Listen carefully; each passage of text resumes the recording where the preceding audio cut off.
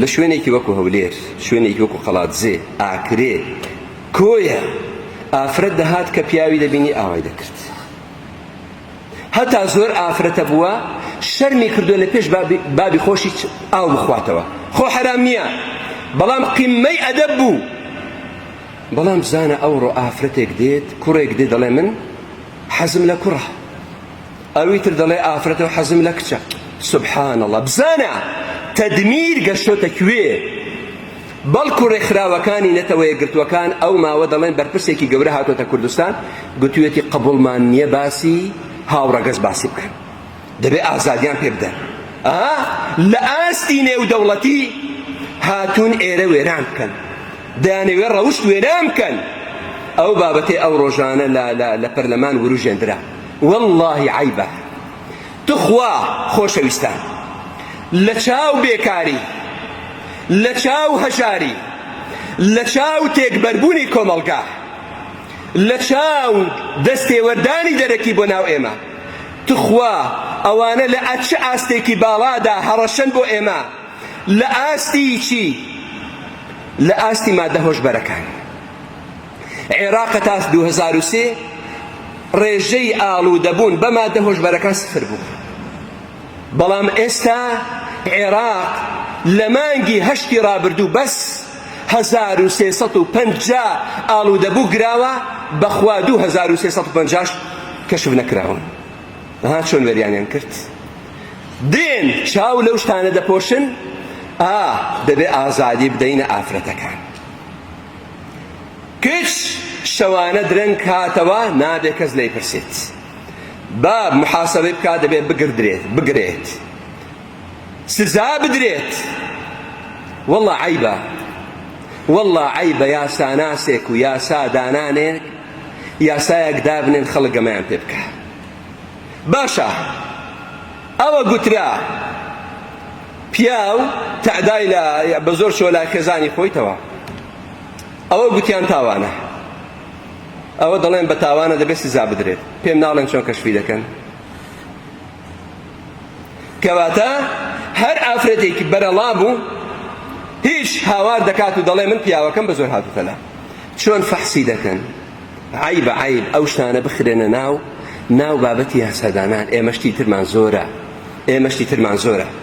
دەیانەوێت وڵاتمان ئاوا لێ بکەن لە کاتێکدا ئەگەر ژنمارە بڕینێکە بێ مامۆستا و ئەشرافی هەردووک عائیلە کۆ دەبنەوە مارەی دەکەن، دوایی ئاهەنگێکیش کۆداریان بۆ ڕێک دەخەن، منداڵەکان دەزانن ئیکێن. دەیانێ وای لێ بکەن وەکو فەڕەنسا 153 منداڵەکان بیژوون، لە ئەمریکا 3 منداڵەکان بابیان دیار نییە. منداڵ لەدایک دەبێت و هەتیوە نازانی کێ چۆتە لای داچی. دەیانەوێت ئاوا لێ بکەن، دەیانەوێت کۆمەلگامان بەرەو ئەوە ببەن ئەو کەسایەتیە جوانەی ئیسلام دەیانەوێت تێیەکی دەن. عیبە، عیبە. خەڵکان دەوڵەت و دەستە و دەستی کرد، پێیان عیبە ئەگەر لە ترسی خواش نەبێ دەست بۆ ئەوە دەبن. ئێمە هەتا ئێستا دەوڵەتانی دەوروبەر فیدرالیەکمان پێوە نابینن، ئەنجا لە نێو گەلانی ئیسلام دەست بە ئەو شتانە ببەین.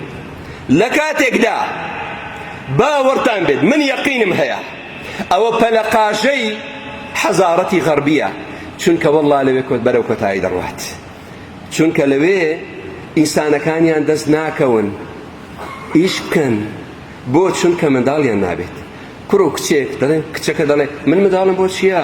من مێردم بۆ چییە؟ من دەوڵەمەندم، من سیارەی 17 دەفتەرم پێیە، من خانووی نازانم ئەڤلەی ئەوەندەم هەیە، من مێردم ناوێت. لە کاتێکدا جۆلیانە جۆلی دەڵێ من گەورەترین ئەکتەری هۆلیوود بووم، لە هیچ پارەیەک و ڕەسیدێکم کەم نییە، بەڵام ئێستا بە ئاواتی ئەوە دەمرم منداڵێکی خۆم لە باوەش بگرم. دەیانەوێت کچەکانمان ئاوا لێ بکەن، دەیانەوێت کوڕەپاکەکانمان ئاوا لێ بکەن بۆ ئەو ئاستە بیان بن.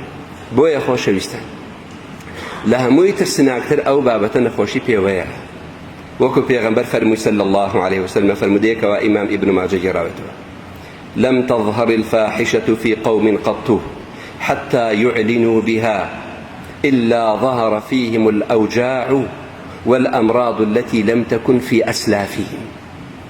بدڕەوشتی لەناو هیچ گەلێک بڵاو نابێتەوە هەتا دەگاتە ئاستی ئاشکراکردن ئیلا کۆمەڵە نەخۆشیەک دەردەکەون پێشتر نەناسراون. ئایدس ئاڵوودەی یان ئاوڵەی مەیمون بە ئاشکرا ئەوروپیەکان گوتیان لە دوو ئاهەنگی هاوڕەگەز بازان لەوێوە نەخۆشی ئاوڵەی مەیمون پەیدا بوو. ئەو پێستە دەڕزێت إلا ظهر فيهم الأوجاع والأمراض التي لم تكن في أسلافهم. دەیانەوێت ئاوامان لێ بکەن کۆمەڵگای کوردەواری و کۆمەڵگای مسلمانان لەو پاکی و لەو سەلامەتیە بۆ ئەوە ببەن. ئەرکی ئێمە خۆشەویستان شەرم نەکەین لە دیفاعکردن لە بیر و باوەڕی خۆمان، لە شەڕەفی خۆمان، لە ناموس و پاکینەوەکانی داهاتوومان. ئێمە ئینشاء الله ئەوە تەواو خۆمانی لەسەر دادەنەین، بەڵام بانەوەکانمان تەسلیمی ئەو دەستە بۆ گەنانە نەکەین.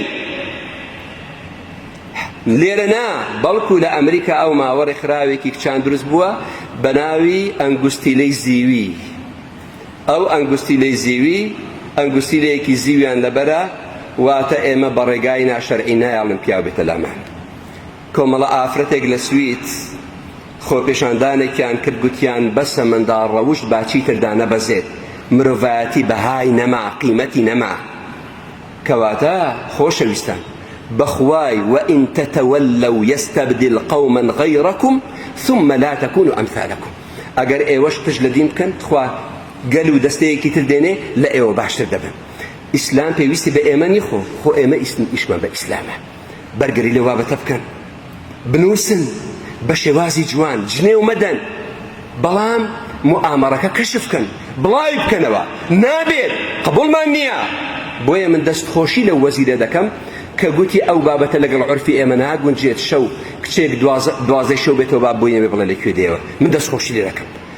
یەکەم ئەرکی بەرپرسە گەورەکانە، وەزیرەکان، بەزەیتان بەنەوەکانی خۆتان دابێتەوە، بەزەیتان بەو ئەمانەتە دابێتەوە، بەزەیتان بە مێژووی خۆتان دابێتەوە، بەسەر بەرزی بمرن، بالێ بدرێن، لە وەزارەت نەمێنن، باو حکوومەت حتا ئەگەر کوردستانیشمان لە بەردەست دەرهێنرا دەچینەوە چیاکان دیفاع لە شەرەف و ناموس دەکەین، بەڵام نابێ ئامادە بین، چونکە ئەومە متحیدە داوا دەکات ئەو بابەتانە تەنازول لێ بکەین.